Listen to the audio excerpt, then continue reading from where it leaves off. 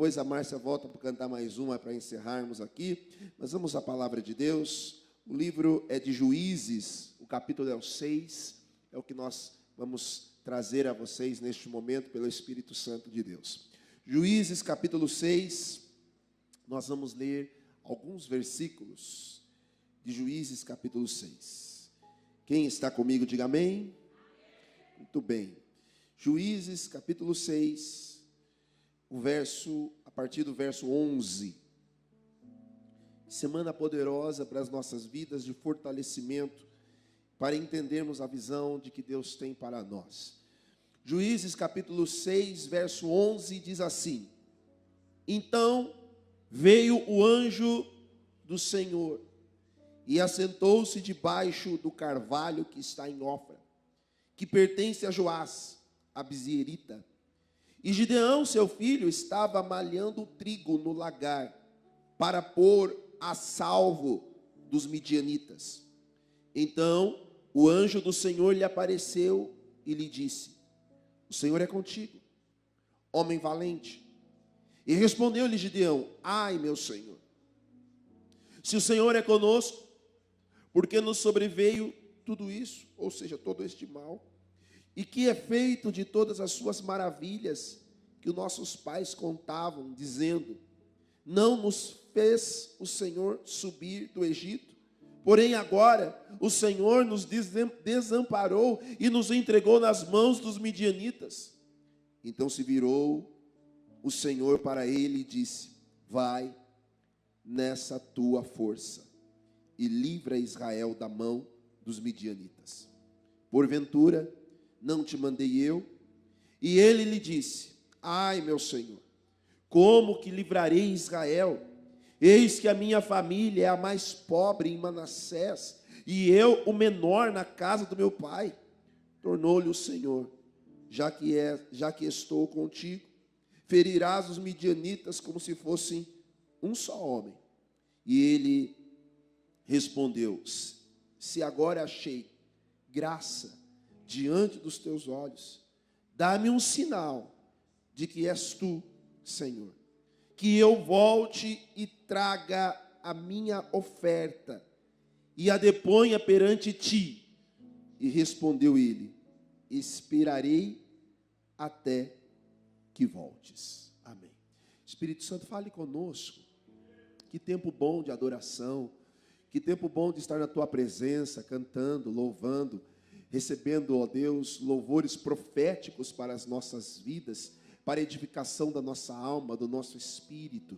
Mas também agora nós nos colocamos diante de Ti, porque precisamos de uma palavra. E eu sou o primeiro, ó Deus, a necessitar desta palavra, porque a mim é dada mais uma vez esta responsabilidade de ser o mensageiro desta casa. No nome de Jesus, eu tenho a certeza e a consciência de que a mensagem é mais importante do que o mensageiro. Então que os teus filhos possam ouvir. Ao ouvir, eles possam entender. Ao entender, eles possam crer. E ao crer, possa haver prática da tua palavra, porque é a prática da tua palavra que vai produzir transformações e liberar promessas sobre as nossas vidas, no nome de Jesus. Amém. Os que concordam com a minha oração, digam amém. Gideão é mais um desses que Deus escolhe de forma improvável. Deus é especialista em escolher pessoas improváveis, aqueles que quando nós olhamos, nós não damos nada para ele. Quando nós olhamos, nós pensamos assim: Eliseu, esse aí não vai, esse aí não dá certo, esse aí não tem jeito. Deus é especialista nisso. Você olha durante toda a trajetória, a história bíblica, Deus sempre vai escolher alguém que a sociedade não acreditava, que as lideranças não acreditavam, que os reis não acreditavam, mas Deus olhava de: eu acredito. E eu quero já abrir esta palavra liberando isso para o seu coração. Não importa quem não acreditou em você, não importa quem não deu crédito para você, não importa quem não creu no teu sonho, não importa quem não creu na promessa do Senhor sobre a tua vida. O que importa é a palavra que veio do céu para a tua vida. Quem crê assim, diga: eu creio. Muito Muitos de nós paramos quando alguém diz para nós assim: ah, você não pode, você não vai, você não é escolhido, você não tem unção, você não tem capacidade, e geralmente essas palavras vêm das pessoas mais próximas, porque as pessoas mais próximas é as que mais doem quando a gente escuta isso, é as pessoas que têm poder de paralisar os nossos projetos, é a esposa que às vezes não tem sabedoria e fala para o marido: você não consegue nada mesmo, você não consegue sustentar essa casa mesmo, você é isso, você é aquilo. Ou é o marido que fala para a esposa: eu podia ter casado com a outra, mas casei com você, ó a situação que eu estou. Geralmente as palavras que mais doem são das pessoas que estão mais perto, porque as pessoas que estão mais perto, Li, são aquelas que nós queremos a aprovação delas. Eu já vou liberar mais uma palavra profética para você. Talvez você não tenha a aprovação dos homens, mas o que importa não é a aprovação dos homens, é a aprovação do céu para a tua vida. Muitas vezes nós não vamos ter a aprovação das pessoas, irmãos. Gabriel, muitas vezes você não vai ter a aprovação das pessoas. Você pode não ter a aprovação dos pais, a aprovação dos líderes, a aprovação do pastor, a aprovação desse ou daquele. O que importa é a aprovação que Deus está te dando. Gideão não entendia isso, porque ele estava preocupado com a aprovação dos homens. O próprio Deus, toda vez que a Bíblia fala anjo do Senhor com letra maiúscula, é o próprio Deus se manifestando. É uma manifestação do próprio Deus ali. O próprio Deus não é o Paulo Nardino, é o Deus Todo-Poderoso que desce. Não é o profeta Elias, Eliseu. É o próprio Deus que desce, pastora Rosana, aparece a ele, o anjo do Senhor. É a tipificação de Deus ali. Aparece, diz: Gideão. E olha como Deus saúda Gideão. Eu acho lindo isso. Olha como o anjo saúda Gideão, Fabinho. O anjo aparece para Gideão e diz: Gideão, homem valente. Olha a saudação. Como Deus acredita na gente, né? Eu acho que Gideão parou assim: homem valente? Cadê? Ele começa a caçar o homem valente, né? Sabe quando a sua esposa vai falar para você ir lá matar a barata? Fala assim: vai você. É o Gideão, homem valente. Ele começa a procurar o homem valente. Eu? Valente? E aí ele começa uma discussão, um diálogo estranho com o próprio Deus. É um anjo do Senhor que está ali. E ele começa uma discussão com o anjo do Senhor. Ele diz: homem valente, como valente? A minha casa é a menor. E dentro da casa dos menores eu sou o menor. Ou seja, eu sou o menor dos menores. Há um grande problema quando nós não conseguimos enxergar aquilo que nós carregamos. Deus colocou em mim, Deus colocou em você uma graça, um poder, uma autoridade que não é dos homens, mas que é dele sobre a nossa vida. Nós precisamos acreditar naquilo que nós carregamos. Nós precisamos carregar na unção que nós carregamos. Nós precisamos acreditar na fé que nós carregamos. Nós não andamos pelo que vemos. Nós andamos pelo que cremos. Não posso andar pelo que eu vejo. Gideão, até aquele momento, ele andava pelo que ele via. O que Gideão estava vendo? Um cerco dos midianitas. Ele estava prevendo fome na terra, porque ele estava dentro do lagar, que era o lugar de guardar vinhos, escondendo o trigo. Ele estava prevendo o caos. Ele estava prevendo a crise. Ele só via o cerco dos midianitas, dos inimigos. Há muitos cenários onde Deus quer agir na nossa vida, mas tudo que nós conseguimos enxergar são as dificuldades. Tudo que nós conseguimos enxergar são os problemas. Nós só enxergamos que não tem dinheiro, que está desempregado, que não tem recurso, que isso, que aquilo. E aí nós começamos a despejar. Ao invés de despejar a nossa fé, nós começamos a despejar as nossas incredulidades, as nossas reclamações aos pés do Senhor. É o anjo, pastora Sônia, do Senhor que está ali. E ao invés de ele despejar a adoração e entender: o Senhor veio até a mim e eu vou vencer isso, não, ele começa a despejar toda a sua incredulidade, todas as suas frustrações, todos os seus medos, ao invés de acreditar na palavra que estava vindo do Senhor, ele só consegue enxergar o cenário de dificuldades. Ei, irmão, em nome de Jesus, pare de enxergar somente o cenário de dificuldade da tua vida, porque isso não vai te levar a lugar nenhum. Pare de enxergar, minha família é pobre, eu não posso, eu isso, eu aquilo. É a voz de Gideão falando com o próprio Deus. Perceba que Deus não recua com Gideão. É mesmo, né? Eu acho que eu vou procurar outro, porque realmente, pensando bem, você é pobre mesmo. Já pensou se Deus fala isso para ele? Não, porque se sou eu, ainda bem que eu não sou Deus, né? Pensando bem, eu vou escolher outro mesmo, porque você realmente é pobre, é pequeno e não vai dar nada. Vou para outro. Deus não faz isso, Deus insiste com ele, Gideão, eu estou contigo.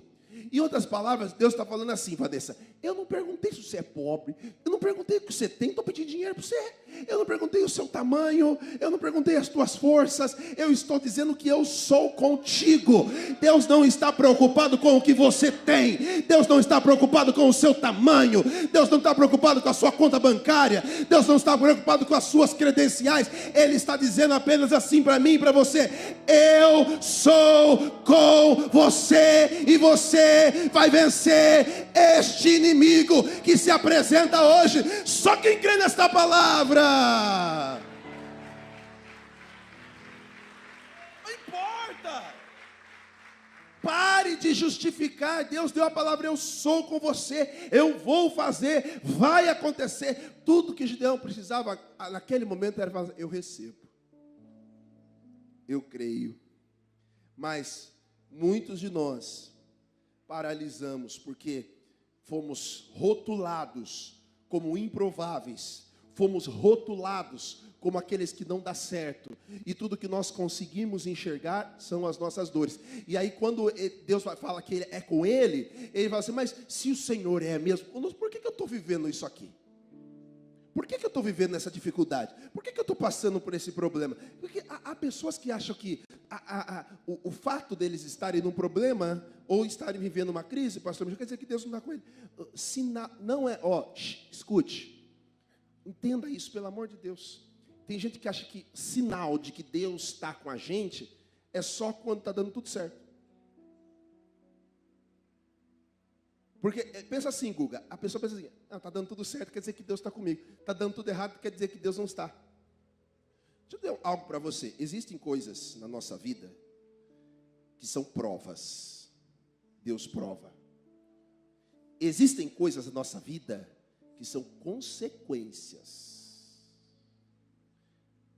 E às vezes a pessoa está passando um aperto, não é prova, é colheita de escolhas mal feitas.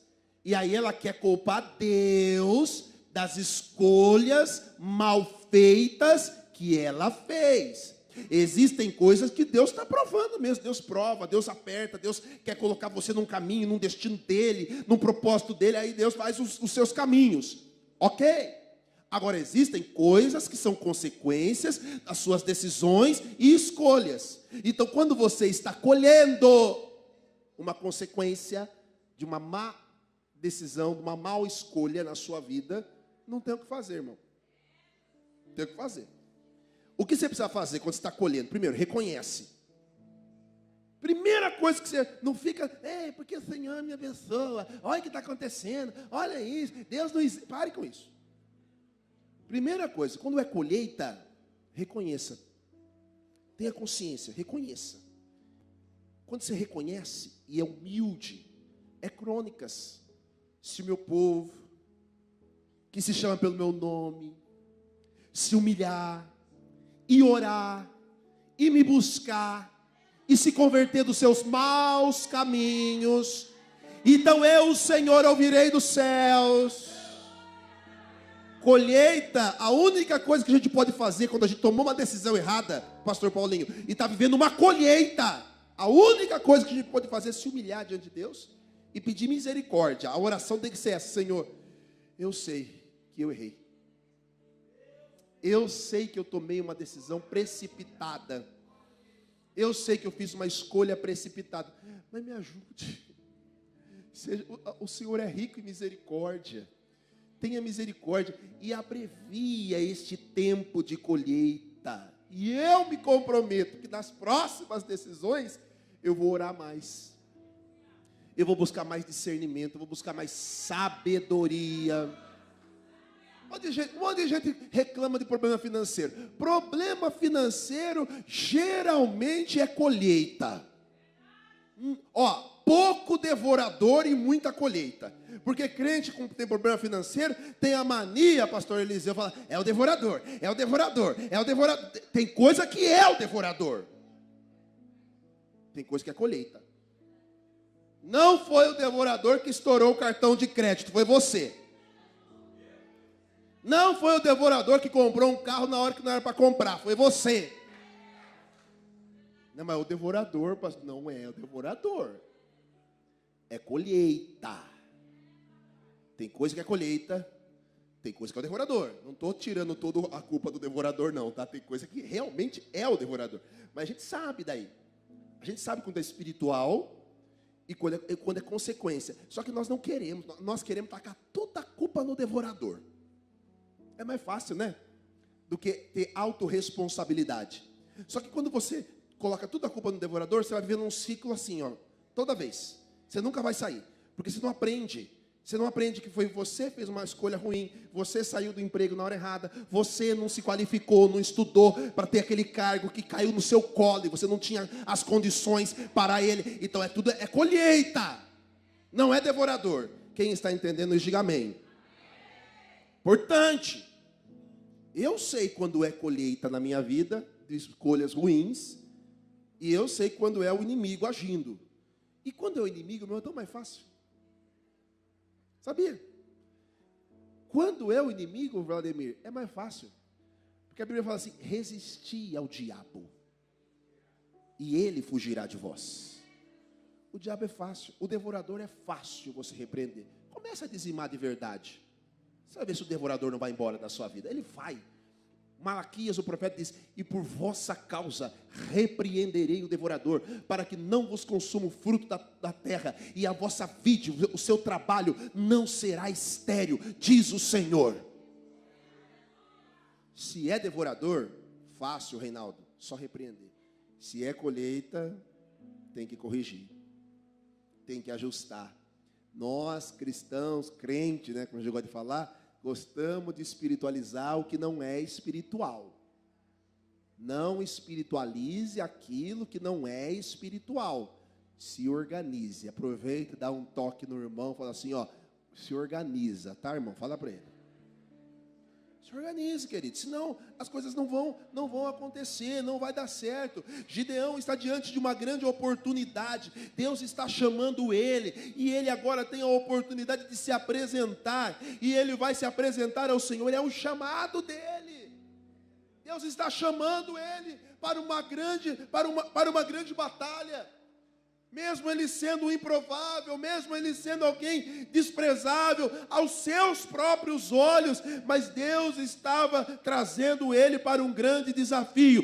E toda vez que Deus nos chama para um grande desafio, Ele também nos dará as ferramentas certas para vencer. O Deus que dá a visão também dará a provisão.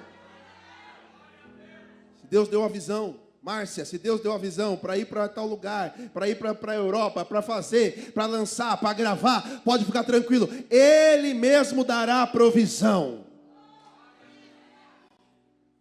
Sinal de que está com dificuldade, não quer dizer que Deus não está com você, não, Deus está com você. Então nós entendemos isso, o que é consequência e o que é prova. Você já entendeu isso? Amém ou não amém? Então pare de colocar como um sinal de Deus. Tem gente que vê sinal de Deus em tudo, irmão. Eu fico besta com isso. Eu fico doido. Tem gente que a pessoa, ela vê Deus, ela ouve Deus com uma facilidade. Como pastor, às vezes a pessoa vem para a gente se aconselhar, e eu e a pastora estamos aqui, e uma das nossas funções, talvez uma das mais importantes, que as pessoas muitas vezes não valorizam, que é aconselhamento pastoral. E quando a pessoa vem para nós e fala assim, pastora, pastor, Deus falou comigo, Irmão, se Deus falou com você, o que você está falando comigo? Nem precisa falar comigo. Se Deus falou com você, eu vou me colocar entre o que Deus falou com você? Eu não. Deus falou com você. Mas, em regra, e já faz 20 anos que eu prego o Evangelho, como pastor titular, em regra, toda vez, pastora Cláudia, que a pessoa vem com esse negócio, Deus falou comigo, e ela vai fazer alguma coisa, ela volta depois arrebentada. Então, pastor, Deus até falou, mas não deu certo. A regra é que geralmente não dá certo. É uma coisa maluca. Deus falou, Deus falou. Veja que Gideão, ele está num cenário difícil, e ele pede para que Deus confirmasse se era ele mesmo falando. O Senhor chega, o anjo se apresenta para Gideão, pastor Edinaldo. O anjo se apresenta para Gideão, e o anjo fala, o Senhor é contigo, você vai vencer os midianitas, é assim, assado. A Gideão fala, é o Senhor mesmo? Então me prove que é o Senhor. Se for o Senhor, eu vou ali preparar uma oferta e vou trazer a minha oferta e o Senhor vai receber a sua oferta. O anjo falou o que para ele? Pode ir, eu estarei aqui preparado. Aprenda algo aqui importante. Nós, nesses dias, achamos que confirmação da presença de Deus na nossa vida é sobre o que nós recebemos de Deus. A gente olha para alguém e vê essa pessoa de repente bem, com um bom trabalho, com um bom carro, com uma boa vida financeira. Então a gente pensa assim, essa pessoa está bem, Deus está com ela está recebendo. Para este tempo, no Antigo Testamento, veja que a confirmação da presença de Deus não era sobre o que nós recebíamos, não era sobre o que eles recebiam, era sobre o que eles entregavam. E mais do que sobre o que eles entregavam, era sobre o que eles entregavam e Deus recebia. Alguém entendeu o que eu estou dizendo? Sim ou não? Nós temos para hoje, que a confirmação de que Deus está com a gente é quando a gente recebeu uma vitória, é quando a gente recebeu uma cura, é quando a gente recebeu um milagre, é quando a gente recebeu uma porta aberta, é quando a gente recebeu alguma coisa. A gente recebeu alguma coisa, Deus está comigo. Nem sempre. Deixa eu dizer para você um negócio que talvez seja difícil de ouvir.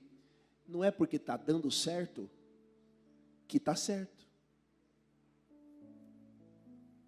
Tem muita igreja por aí que está dando certo, mas não é sinônimo de que está certo.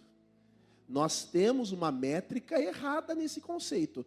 Não é sobre o que nós recebemos, é sobre o que nós entregamos e Ele recebe. Gideão sabia isso. Quando o anjo fala tudo isso para ele, ele fala assim, então espere aí, eu vou preparar uma oferta.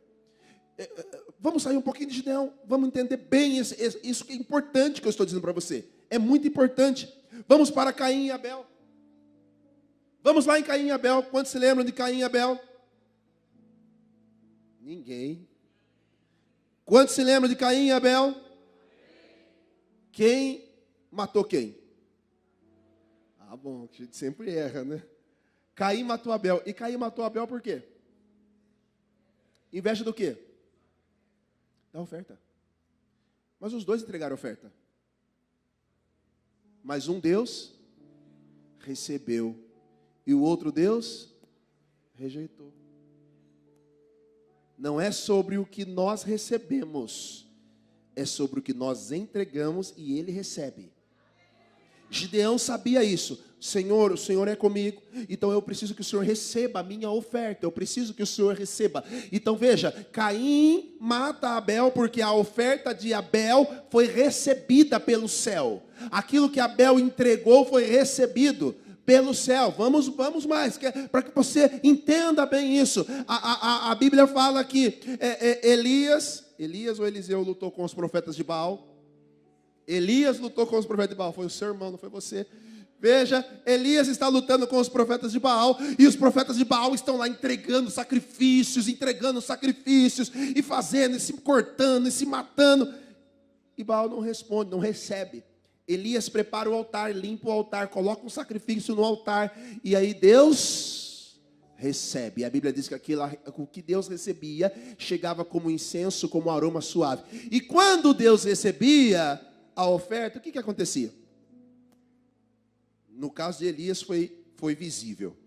O que acontecia quando Deus recebia a oferta?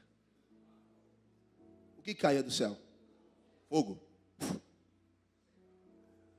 Quando Deus recebe, vem fogo. Limpa o altar. Deus recebeu. Volte para Gideão. Gideão está diante de um grande desafio. Ele precisava ter certeza de que Deus estava com ele. O que traria a certeza de que Deus estava com ele? Se aquilo que ele estava entregando, Deus estava recebendo. Quando Deus recebe, vem fogo do céu sobre a nossa vida. Para o Antigo Testamento, o fogo era literal. Para o Novo Testamento, vem o Espírito Santo, que representa o fogo do céu na terra. Toda vez que nós entregamos algo a Deus, e quando eu falo de entrega, não se limite à entrega de dinheiro, financeira. Entrega, a primeira coisa que a Bíblia diz, que o Senhor Jesus diz, entrega os teus caminhos ao Senhor, confia nele e o mais ele fará. Entrega a tua vida, entrega o teu coração, entrega a tua alma, entrega tudo que você tem, porque dele, por ele, para ele são todas as coisas. O nível da tua entrega é o nível da resposta de Deus, com fogo, com o Espírito Santo de Deus que desce. E quando o Espírito Santo desce, ele bagunça a nossa vida, ele transforma todas as coisas, ele muda todas as coisas, ele muda o cenário, ele muda a circunstância. Quando ele vem sobre Gideão, os midianitas não tiveram chance nenhuma, porque Deus desceu e recebeu a oferta de Gideão. Quem crê nesta palavra? É sobre o que eu entrego. Muita gente está pensando que é sobre o que ele está recebendo. Porque eu fui abençoado nisso. Porque eu fui abençoado naquilo. Não é sobre isso, não. É sobre o que Deus recebeu. Será que Deus está recebendo o nosso louvor hoje? Será que Ele está recebendo a nossa adoração hoje? Será a Bíblia, como é que Ele recebe, pastor? Ele recebe, a Bíblia diz que um coração quebrantado e contrito não desprezará o Senhor. Aqueles que se aproximam dEle com mãos limpas e um coração puro. Será que ele está recebendo o seu culto hoje? A gente tem aquela mania de sair do culto e comentar no café, chegando em casa, no carro. O culto hoje não foi muito bom, não. O pastor estava meio devagar. Acho que o pastor não estava muito crente hoje, não. Acho que ele brigou com a mulher dele. Eu sei que vocês comentam.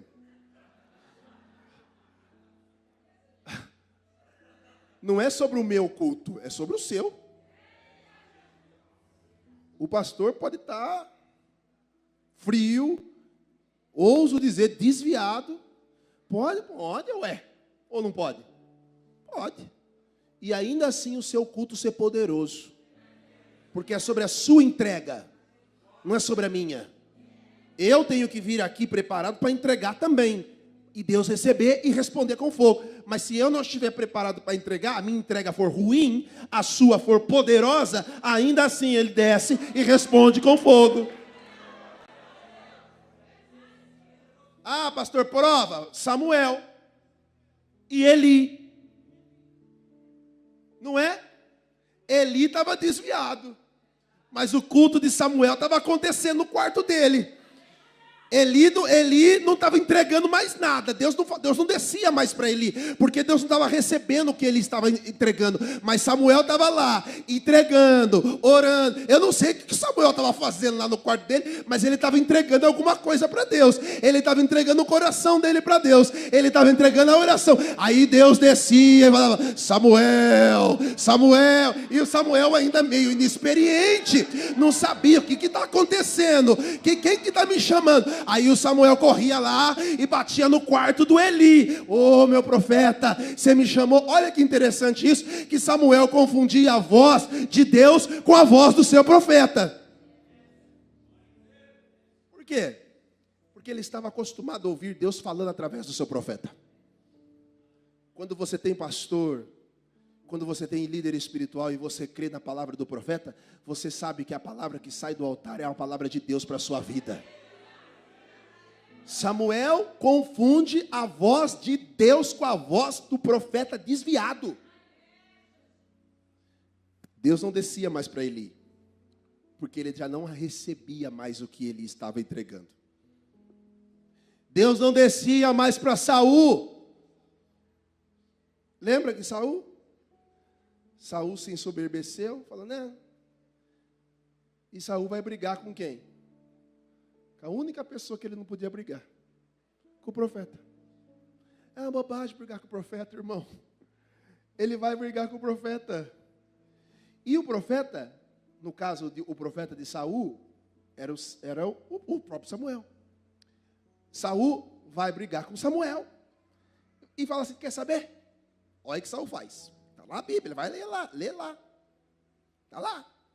O Saul vai brigar com Samuel, fala assim, não preciso mais de pastor, viu? Fique na sua, seu velho, aposentado. Eu mesmo farei os sacrifícios a partir de hoje. Eu mesmo vou entregar os cultos a partir de hoje. Eu mesmo farei a entrega da adoração a partir de hoje. Olha o que Saul faz. E Deus faz o quê? Não recebo. Eu rejeito o sacrifício de Saul.